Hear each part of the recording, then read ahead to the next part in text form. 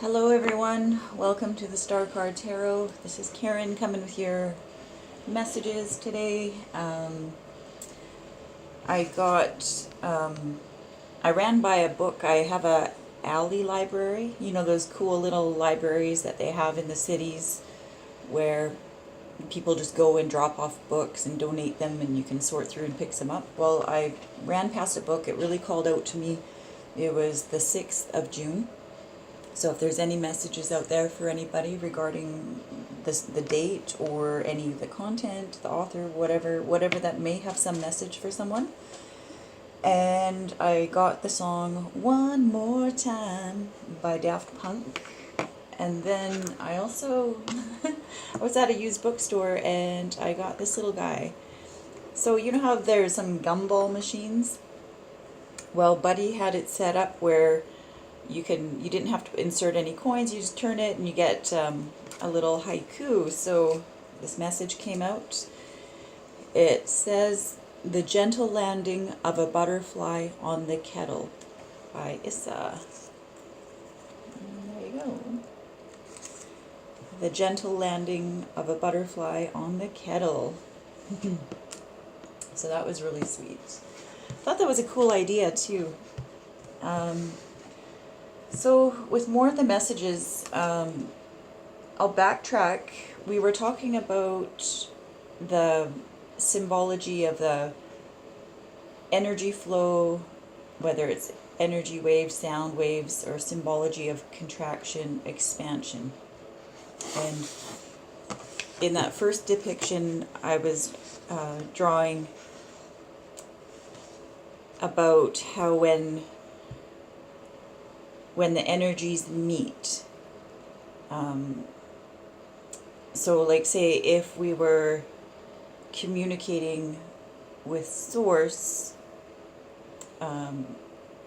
putting out an idea, there has to be a meeting. And I was saying there was would be like an explosion or fireworks of the two energies, and that would create the matter somehow. It would make the thought form into reality.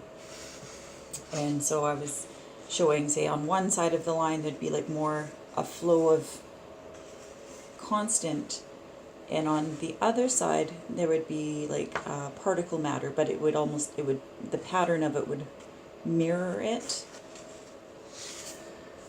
So I just wanted to refresh on that.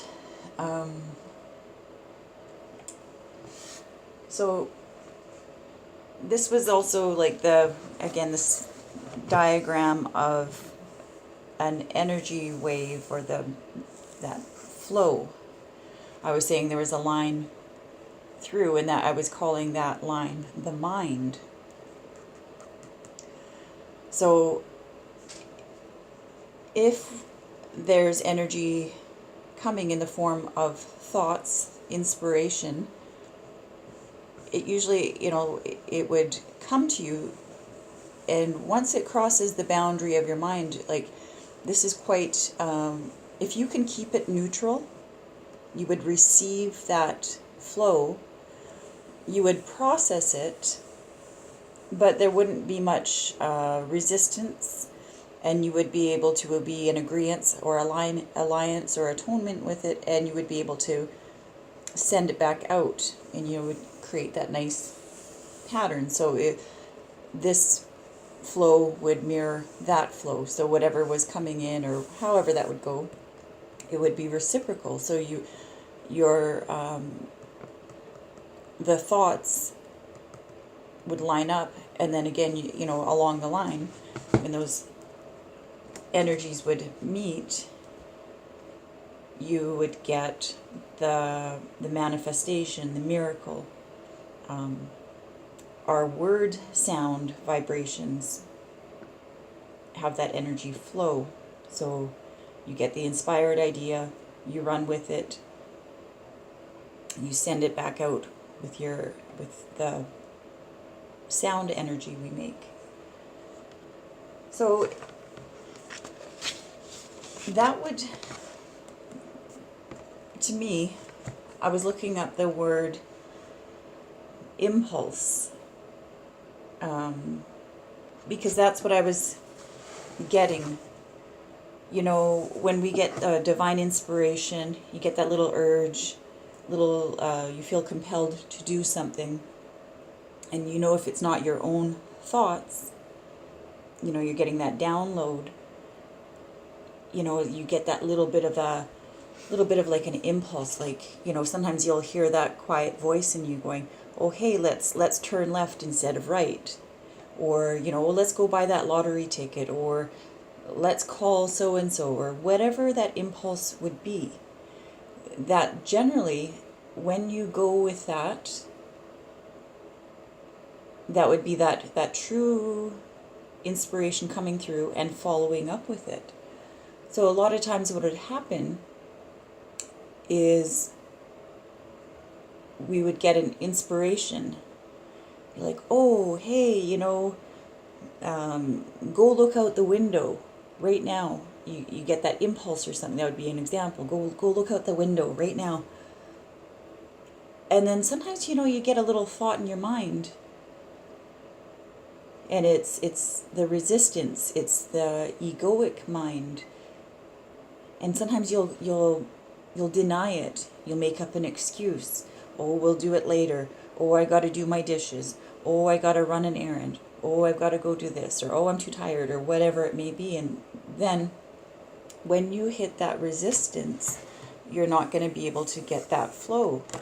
And so just say that this is a new wave.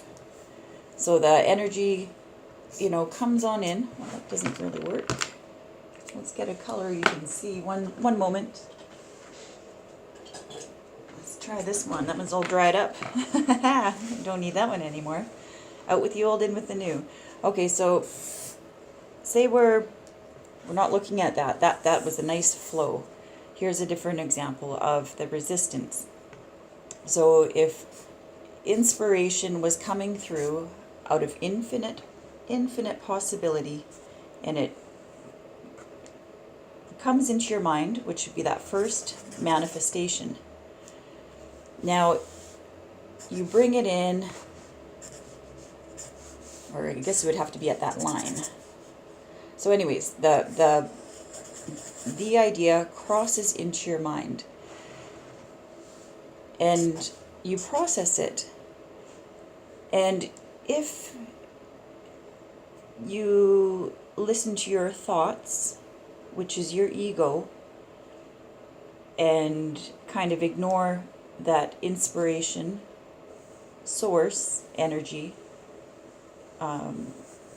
coming through, you might process it, and then, like I said, you might do that thing of put it off or ignore it, or that's a crazy idea and deny it, or whatever. Then when you're creating this resistance down here in your mind, then I'll say that's the resistance, a whole bunch of X's, or no. Basically, it would alter that flow. So when it goes to get sent out again, well, it might go in that direction, and then there would be a different outcome, an altered outcome, or it would go here, or here, or here. So I looked up the words, where are we? Here we are. Because these words came to mind: traction and friction. Traction is Latin, means to draw. So number one, a noun, a pulling or drawing, or being pulled or drawn. So to me, what that was speaking of was when we get that inspired energy coming through, inspired thoughts, inspired ideas, all of that, dreams, whatever, that inspiration coming from source, we're using traction. We're being drawn. It's like an impulse. An impulse is a driving forward. An impulse is an urge. So, you're kind of, again, going with that flow of it, allowing, being the receiver of it to keep that flow going. And friction, there's a lot of action in this video today. Friction, say on this side, it was the Latin to rub. Number one, and it's a noun, a rubbing of one object against another. Two is a conflict, as because of differing opinions. So that's where that friction is. So if you're having that friction energy, you get that static. It's not going anywhere. It's maybe not going to the intention. And then the number three, the resistance of motion of the surfaces that touch. So really, I was drawn to traction and friction because I was thinking, there has to be that the meeting of the energies and opposites, but it has to be the traction to keep that flow. And that's, I believe, why people talk about, having no resistance or surrendering or little resistance, right? Because then you can keep your pattern, your flow, your vibe going, and it wouldn't be an altered outcome. So that was super, super cool. One more time.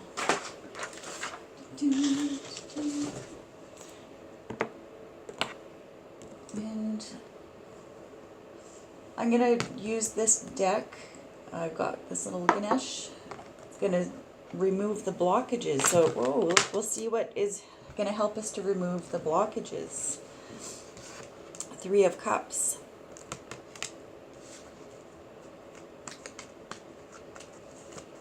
Look at this. They're all in agreement. All of them. 1, 2, 3. 3 is in tarot the number of synthesis and growth. It's a party. They got a party. They're all cheersing. They're they all might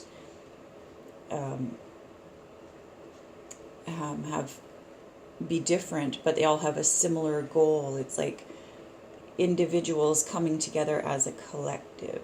And that enforces and empowers that energy and triples that energy or quadruples or times 1,000. I'm not a mathematician, but so there we go. Keep your cups raised.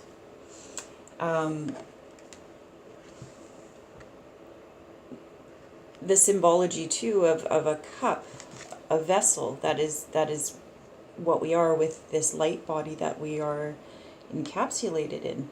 When energy comes in, it has we can embody that. So that's wicked. Let's see here.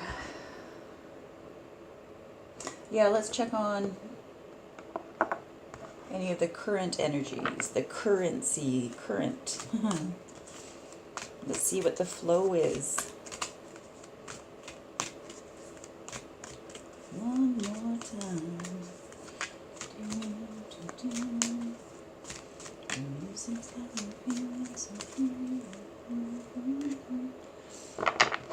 King of Swords.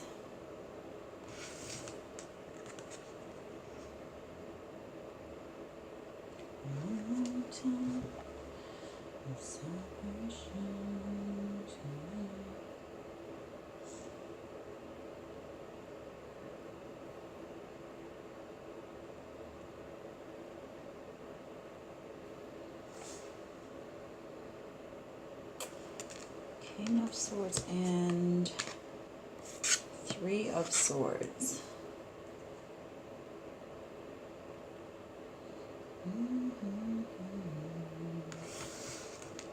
I feel like the message is quite simple, quite clear, and quite direct. again, our swords can be looked at as our tongue, our words. Our words create worlds. And in order to avoid the heartache, we're all going to have heartache. We're all going to, experience things that, are disappointing.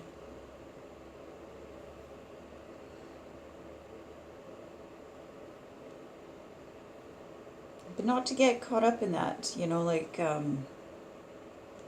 the king is guarding this hurt heart. Like he's facing that way, he's got his sword up there. It's in resting, like he's ready for it.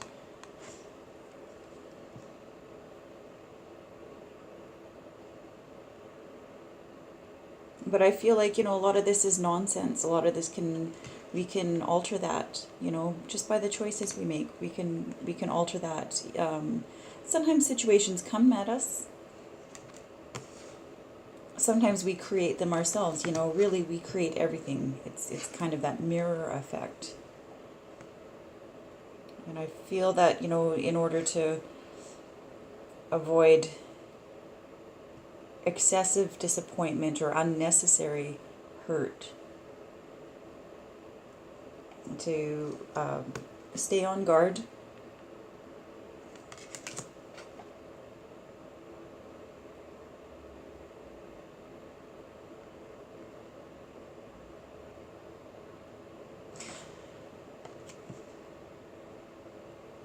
Swords is a lot about action and how we react.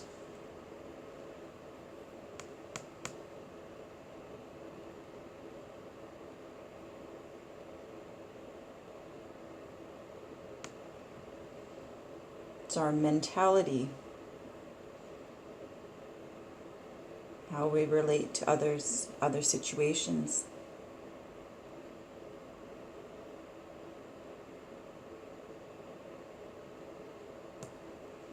Yeah, I feel like there's a real message here about being able to avoid some of the unnecessary emotions and unnecessary feelings or predicaments that we get into sometimes.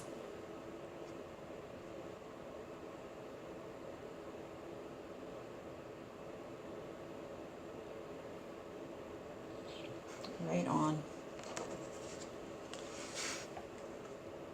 There you go. I think that's all that's for the time being. I hope you have a great day, and I hope you enjoyed the messages.